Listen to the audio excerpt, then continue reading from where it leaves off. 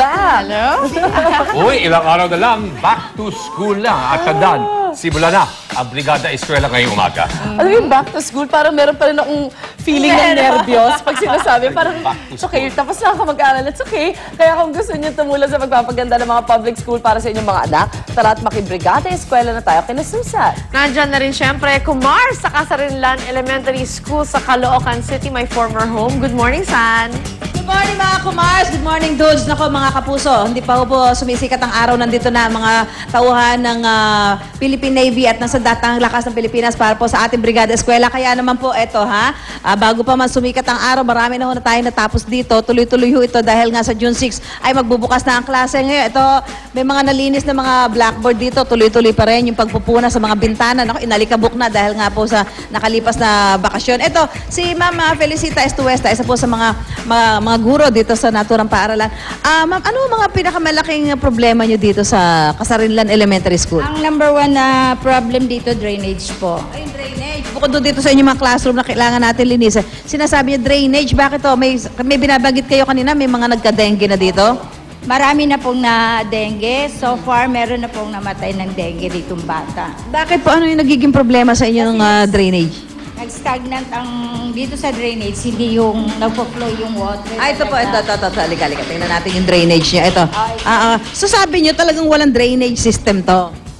Barado na po kasi yung outlet doon sa outgoing para sa precast. Kaya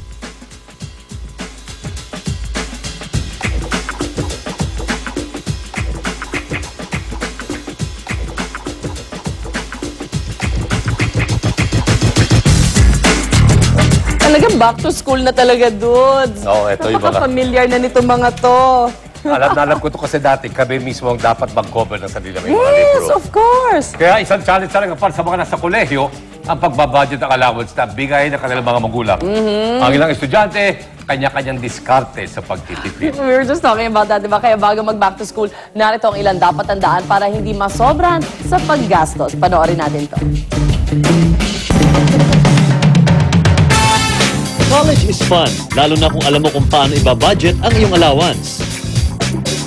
Tulad ni Gail, na galing pa ng Mindoro. Incoming second-year nursing student siya dito sa Maynila. At Anya, sa 5,000 na allowance kada buwan, kailangan niyang pagkasyahin ang pinadadalang pera ng kanyang mga magulang para sa pang-araw-araw niyang gastusin. Kasi lagi sinasabi sa akin ng nanay ko,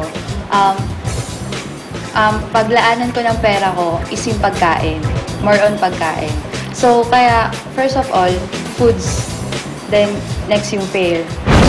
Ayon sa eksperto, tama si Gail na inuuna niya ang mga gastusing ito dahil ang pagiging wise spender ay puhunan para hindi magipit sa baon. Alamin ko ano yung mga dapat niyang ginagastos. From then, pwede na siya mag-start mag-budget. Mag-allocate siya. Dapat siguro alam niya magkano yung pamasahe niya, magkano yung lunch niya, magkano yung mga gastos.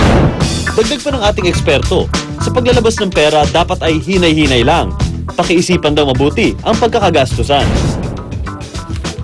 Sa pagbili ng mga libro, isipin din kung talaga bang kailangan bumili ng bago dahil mas makatitipid kung second hand na lang o kaya yung manghiram sa kakilalang mayroon ito. Makatutulong din na inililista ang mga gastusin araw-araw para ma-monitor ang iyong inilalabas na pera. Yung saktong amount lang yung dadalhin ko. Then, pag uwi ko, pag may natira, sasave ko na lang na isa-save. Tapos, at the end of the month, tsaka ko siya bibilangin. So, parang sarap ng feeling na may naipon ka. Gano'n. Advisable din na maghanap ng ekstrang pagkakakitaan bilang pagdagdag sa iyong allowance. Marami mga successful na mga businessman today, nag-umpisa sila estudyante. College pa lang, may sideline, may racket, tawag nila. So maganda yung nag-start sila ng konting buy and sell or konting services. In fact, may mga, lalo na kanyari magaling ka mag-English, marami tayong Korean students, pwede nila i-tutor. Ngayong school opening, maging wais sa paggasta ng inyong daily allowance. Sa hirap na inaabot ng mga magulang nyo para mapag-aral kayo sa koleyo, huwag silang bigyan pa ng dagdag na problema, kundi suklian sila ng magandang grado at responsabling paggasta ng perang pinababaon sa inyo. Oh, dinapagalitan pa kayo ng voiceover namin, ha? Palakwa-lakwa siya dyan. O, eto pa, ang iba pa mga gimmick na abangan nyo sa ating tambayan para naman sa mga estudyante na magbabalik eskwela tips para mapabongga ang ating mga books and notebooks. Ang mga fabulous covers na yan gagawin natin mamaya. Ako maglalagay ako ng mukha ni Lynn dito.